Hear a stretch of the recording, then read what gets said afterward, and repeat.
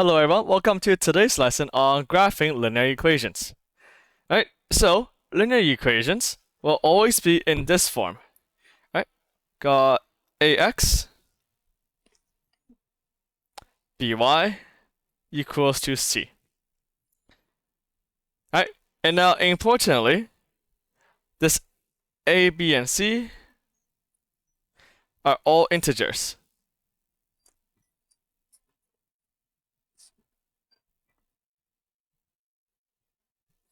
Right? So it's essentially saying a number x plus a number y equals to a number.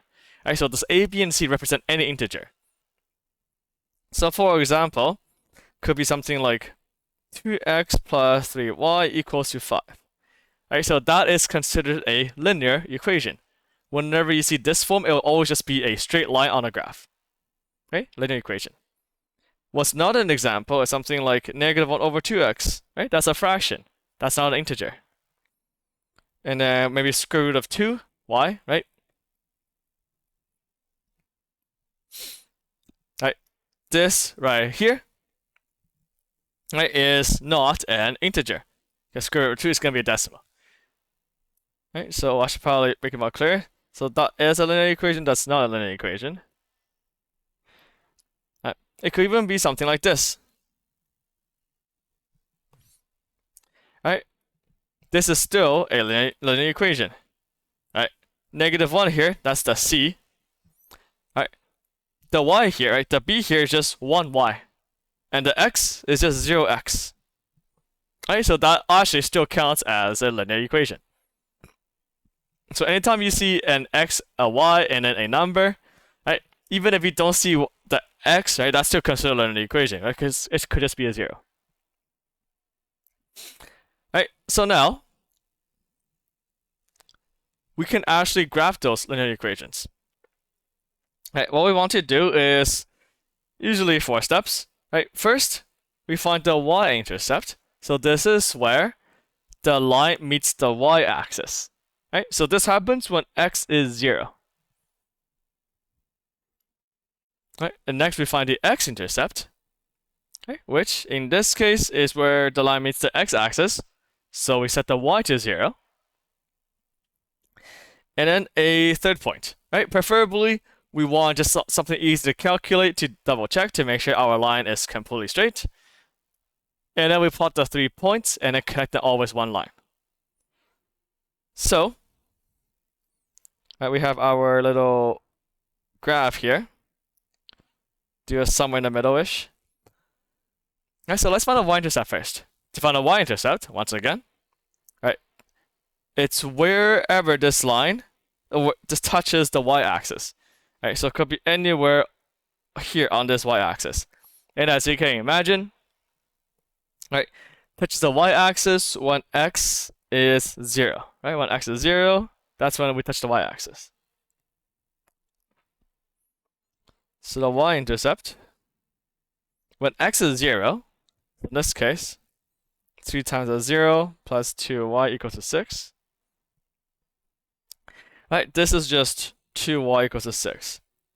And we divide 2 by to both sides, we get y equals to 3. Right, which means that from here, when x is 0, y is 3. Right? So that's our y-intercept. Right, when x is 0, y is 3. Okay, next let's check the x-intercept.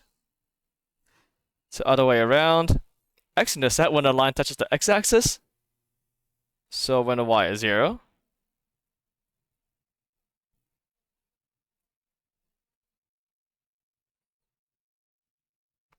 Right, so when y is 0, x is 2. Right, so that's our second point, 2, 0. Right, when x is 2, y is 0.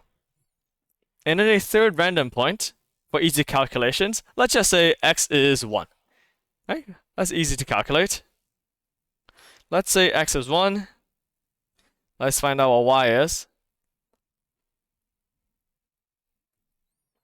Right, from here we subtract 3 from both sides. And then we divide 2 to get y equals to 3 over 2 or 1.5. So our third point here is 1 comma 3 over 2, which is somewhere around here. Okay, that's our 3 dots. Connect the line. Oh, connect the dots. And that's it. That's our line. And then we're done here. Of course, make sure we put arrows on both sides of the line to indicate that this line stretches infinitely.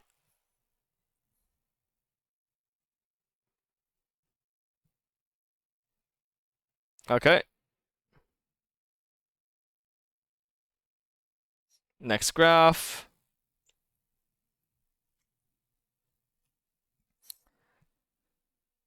Once again, the y-intercept when x is 0.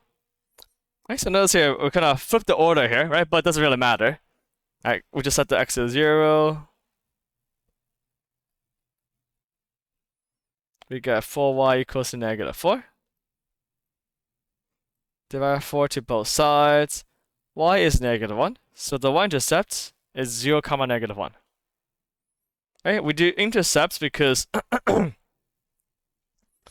not only does it lie on the axis, right, it's just easier math to calculate. Right? Whenever we plug in the 0, it's always easier to calculate.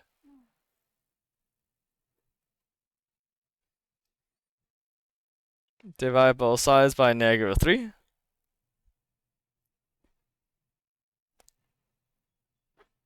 X-intercept is 4 over 3, 0. Right, so that's when it's sometimes useful to get a third point because we got some fractions to work with. Right, and then let's say, once again, let's just say x is 1. Should be easier to calculate.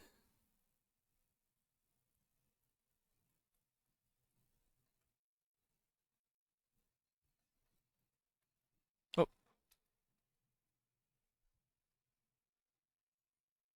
-4. 3 to both sides.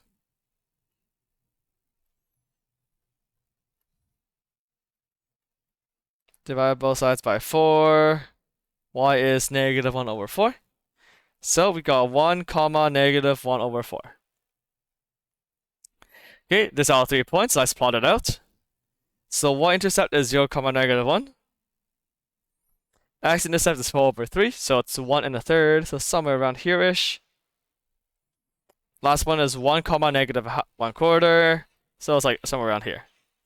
Right, again, it doesn't have to be super precise. Right, as long as it's somewhat reasonable of a line. Alright, that's it. That's how we graph a linear equation. Right? Okay. Now next question, or next questions, is 1, -1 a part of this equation here? Alright, so we're just saying, is this point 1, -1 on the line?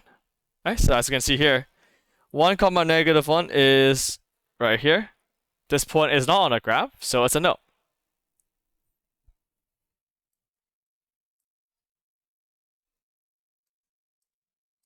Alright, we can double check this. We can plug the x and y in. Alright. So looking at this equation, we're saying if x is 1 and y is -1, right, does that equal to 6? Right, as we can see here, that equals to 1, which is not 6. Right. Any point on this graph for the x and y has to equal to the 6 in order for it to be considered on this graph. Right, if we just take, yeah. So if we just take like a random number, right, it doesn't really work. We can see here, for example, right here. All right, this point is x is 4, y is -3. Right, if we plug that in, right, so 3 times 4 plus 2 times -3, right, that is 12 plus -6, right, and that equals to 6. Okay, so an ordered pair has to plug into the equation and equal to 6 for it to be on this graph, or part of this graph. Okay, and then, of course, we can check anything, right? If, let's say, x is 4.5, what's y? This is just solving for algebra.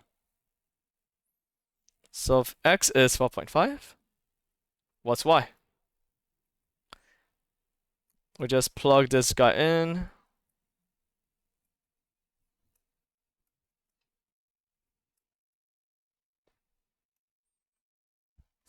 Got 2y equals negative 7.5.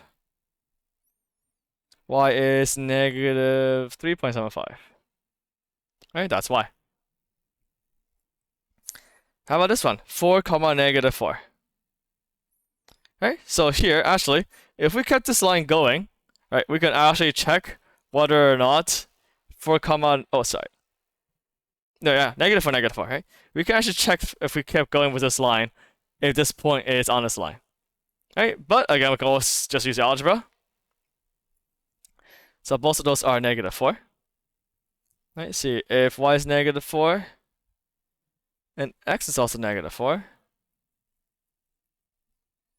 we get negative 4, which, again, equals to what this equation states. Right, so yes, that's part of the equation. Same idea here, though. If x is 4.5, we just plug this guy in.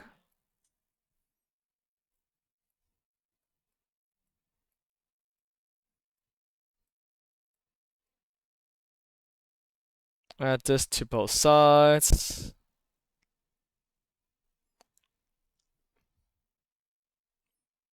Divide both sides by 4.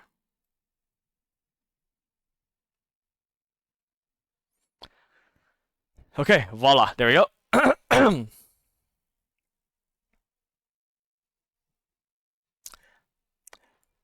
Okay, and now, given this graph right here, right, we don't always have to do the intercepts. As long as we have 3 points, we can pretty much plot anything we want. And now the freedom of not needing the x and y intercept all the time is that we can just use whatever numbers will be the easiest to calculate. Alright, so here, of course, an easy one will be if x is 0. Right, that'll make our lives a lot easier. So we can make a little table here. If x is 0, right, then y is of course just 4. Right, so now we can do if y is 0.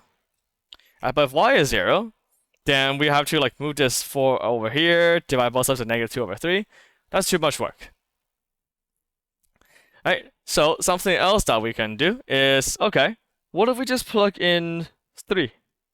What if x is just 3 here? Right, because if x is 3, right, then when we multiply into our fraction, it will just cancel out.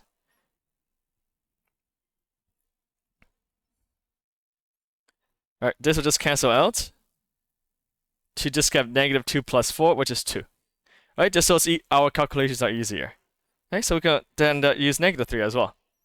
Right, again, just to make our calculations easier. If it's negative 3, then y is negative 2 minus, or plus 4.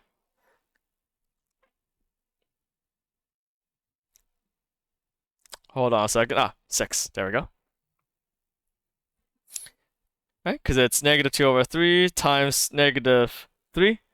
Those two cancel out, but we have a negative sign times negative sign, which is positive. Make it positive 2. Okay, that's all 3 points. Okay, so yeah. I like to do y-intercept, x-intercept. Right, because again, you will get a 0 we can plug into the equation, so it's easier. But it's not always super easy, right? Just pick whatever is the easiest to calculate. 0, 4 is there. 3 and 2 is here. Negative 3, 6 up here. Okay.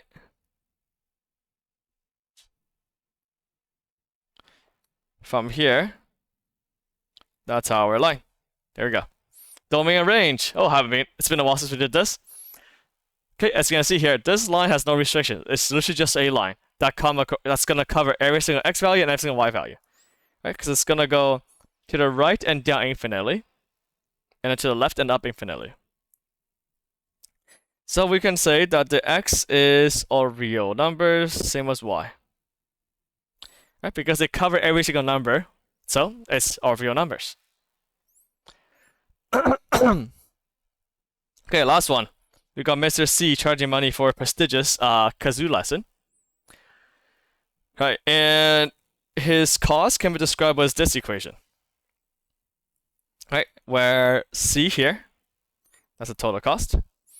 H is the amount of hours he spent with my prestigious kazoo lesson. Okay, so we can make a table and graph it. So we got H and C, right? As you can see here, it doesn't matter what variables there are. As usual, we start with the easy one at 0. All right, so at 0 hours, that's 0. C is just 100. Next is 1. That's so easy to calculate. When H is 1, right, this is just AT times 1 plus 100, which is 180. Okay, how about next? We can do -1, right? But we realize here that it doesn't actually make sense, right? Because we cannot have -1 hours. Right, because this doesn't make sense. Right, hours are always starting at 0, right? We cannot just have -1 hours of tutoring, right? As an example. Right, so all those numbers really depend on context too. 2 hours though, that we can do for sure. We can plug that in to find out the C, which is 260.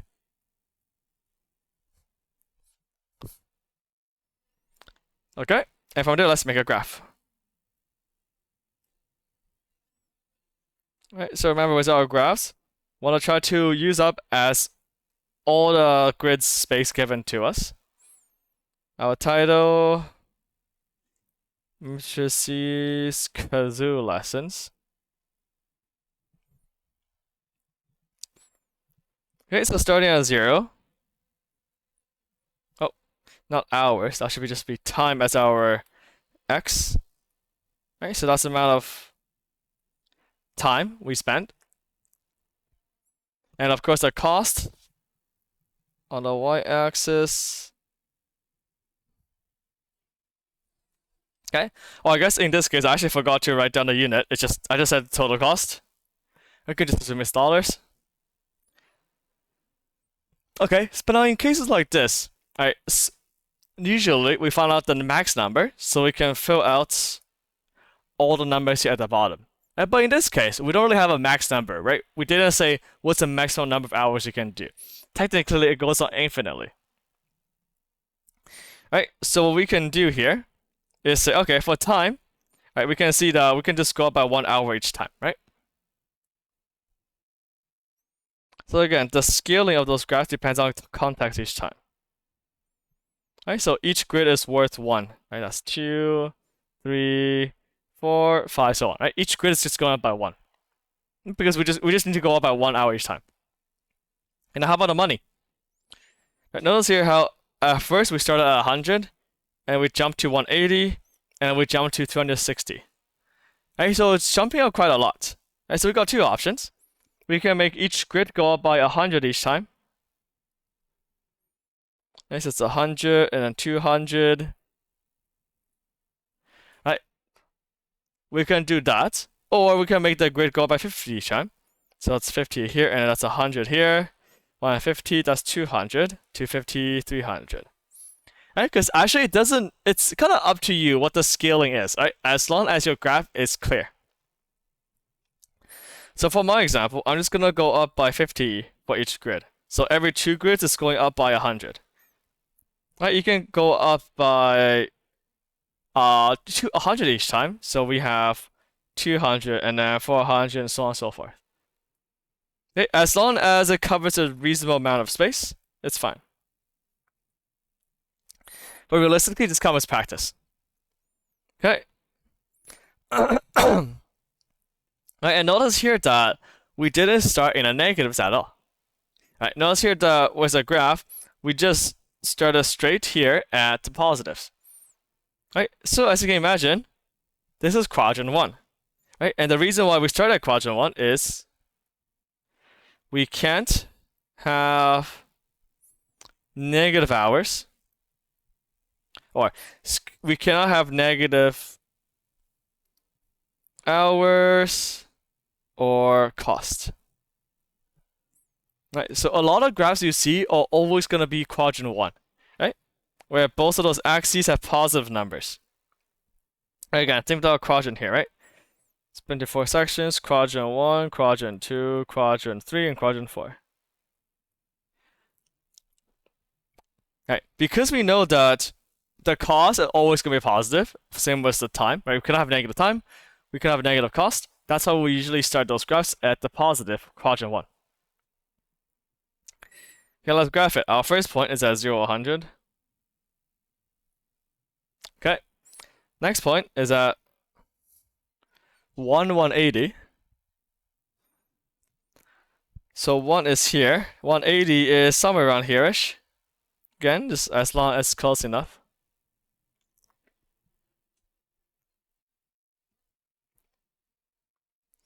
And then 260. Now here-ish. Once you get those 3 points, can make a straight line that's somewhat reasonable. Something like that. Well, of course, I didn't really cover the whole graph, but again, it's just as long as it looks somewhat decent, as long as it's clear, it's fine. Right? Because again, there's no like endpoint for this graph. It goes on infinitely. Right? Okay, so now, last one. What's the domain range? Right? As you can see here, the domain, which is the x values, right? We start at 0, and then we can go on infinitely. And then for our range, be careful here. We start at 100, right? Our minimum cost is 100 when the h is at 0. So it's going to be 100 and going up infinitely. So the domain is just x bigger or equal to 0, whereas the y is bigger or equal to 100. Alright, but more specifically, right, just to make sure that we are using the right variables, it's more so h is bigger than 0.